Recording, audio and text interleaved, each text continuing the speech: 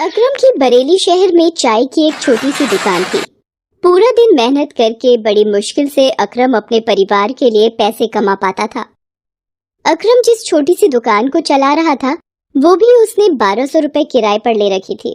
مہینے بھر میں جو بھی اکرم کماتا اس میں سے 1200 روپے اسے دکان کے کرائے کے لیے نکالنے ہی پڑتے تھے۔ اوپر سے ایک چھوٹی سی جھگی جس کا کرایہ 1500 روپے بھی اسے مہینے کی کمائی میں سے نکالنا پڑتا تھا۔ اکرم کے پریوار میں اس کی بیگم واحدہ، بیٹا سلیم اور بیٹی آرزو تھے۔ رہ سہ کر کمائی گزارے کے لیے بہت مشکل تھی۔ ایک دن اکرم دکان پر جانے لگا۔ اس کی بیٹی آرزو بولی، ابا کل عید ہے، میرے لیے کیا لاؤ گے؟ مجھے نیا سلوار قمیض لینا ہے، بالکل سلما جیسا۔ کل سلما کے ابا لائے ہیں گلابی اور نیلے رنگ کا، بہت سندر سلوار قمیض ہے اس کا، میرے لیے بھی لاؤ گے نا ابا؟ بولو نا۔ بڑی آئی سلوار قمیض لینے والی، ابا تو میرے لیے نیا بیٹ بال لانے والے ہیں، دیکھنا میرے لیے لائیں گے ابا، کل کی عیدی مجھے ملے گی۔ بچوں جاؤ باہر جا کر کھیلو، اپنے ابا حضور کو پریشان مت کرو۔ آپ پریشان مت ہو، یہ بچے تو بس ایسے ہی کچھ نہ کچھ مانگتے رہتے ہیں۔ آپ کو دیر ہو رہی ہوگی، آپ سمے سے دکان پر جاؤ۔ نہیں وحیدہ، میں ہی شاید اپنی اولادوں کو کوئی خوشی نہیں دے پا رہا ہوں، میری غریبی میرے بچوں کی خوشیوں کے آڑے آ جاتی ہے، کیا کروں اللہ۔ اکرم بھلے ہی غریب تھا پھر بھی وہ اللہ پر بہت یقین کرتا تھا۔ دکان پر جاتے ہوئے وہ روزانہ مسجد ہوتے ہوئے جاتا تھا۔ وہ دکان پر جیسے ہی پہنچا ایک ویکتی کچھ گنڈوں کے ساتھ وہاں آیا اور اکرم سے بولا، اکرم میاں نکالو ہفتے کے پیسے، پچھلے ہفتے میں نے تمہیں چھوڑ دیا تھا پر آج میں پیسے لے کر ہی جاؤں گا، دکان چلانی ہے تو میرا حصہ بھی ٹائم پر دیا کرو۔ جمیل بھائی میری اس مہینے بالکل بھی کمائی نہیں ہوئی، دکان اور گھر کا کرایہ دینا بھی باقی ہے۔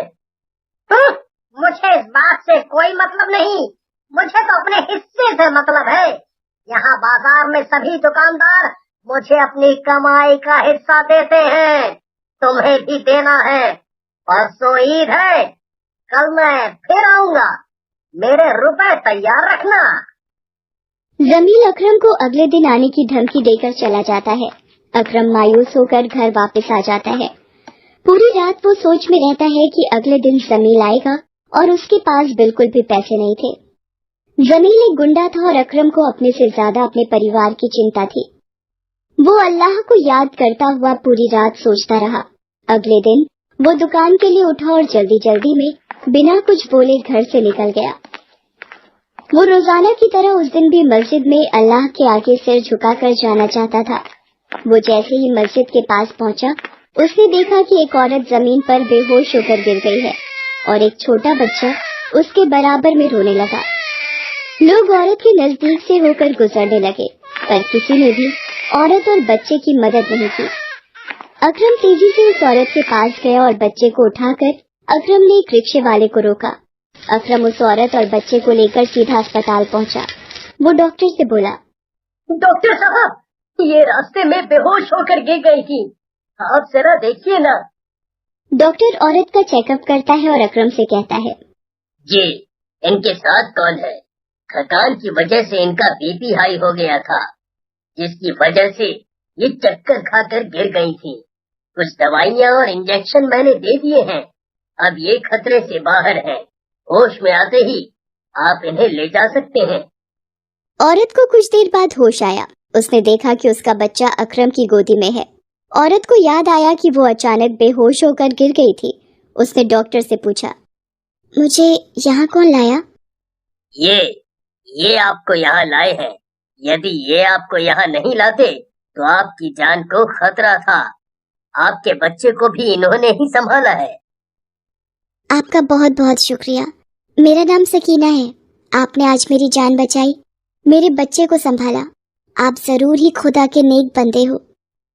جی یہ آپ کا پرس جب آپ بے ہوش ہوئی تھی آپ کے ہاتھ سے گر گیا تھا۔ سکینہ پرس میں سے موبائل نکال کر اپنے شوہر کو فون کرتی ہے اور ساری بات بتاتی ہے۔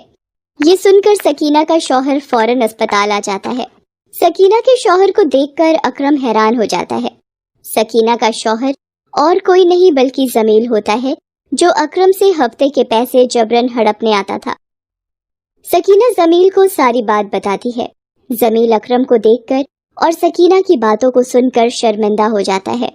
वो अकरम से कहता है, अकरम भाई, आज आपने मेरी बेगम और मेरी इकलौती औलाद इकबाल, मेरे बेटे की जान बचाई। आपने मेरे ऊपर ये बहुत बड़ा एहसान किया है।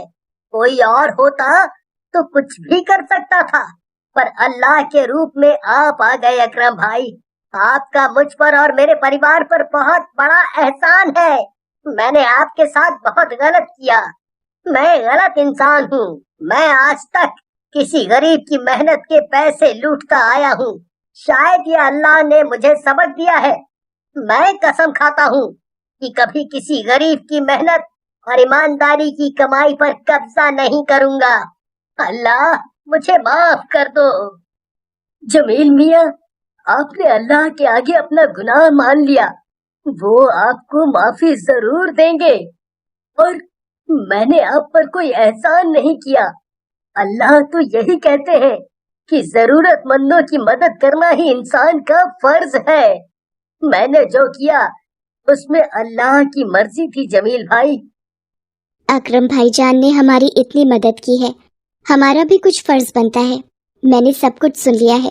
आप अपनी गलती को सुधार सकते हो। कल ईद है और ईद के पाक दिन पर आप अकरम को उसकी मेहनत के लिए हुए सारे रुपए लौटा दीजिए। आपके गुनाह अल्लाह माफ कर देंगे। जमील अकरम से लिए सारे पैसे लौटा देता है और दोबारा किसी भी गरीब के साथ ऐसा बर्ताव न करने की कसम लेता है। घर आकर अकरम सारी बात अपनी बेगम को बताता है। वो भी अल्लाह का शुक्रिया अदा करती है। अगले दिन अकरम अपने परिवार के साथ खुशी खुशी ईद मनाता है। जमील भी अपने परिवार के साथ अकरम के घर पर ईद पर उपहार और मिठाइयाँ लेकर आता है। अकरम और जमील के परिवार खुशी खुशी ईद मनाते हैं। सभी दुकानदार भी जमील का बदला हुआ बर्ताव देखकर अकरम की तारीफ करते हैं।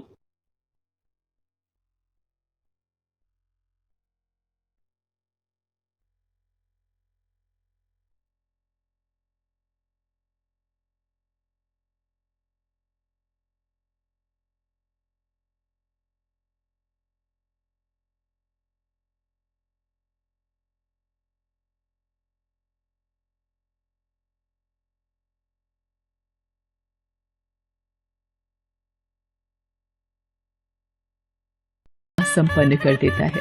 हेलो दोस्तों, कैसे हैं आप सब? हमारी कहानियाँ देखने के लिए हमारे चैनल को सब्सक्राइब कीजिए और हाँ, बेल आइकॉन पर क्लिक करना मत भूलिएगा।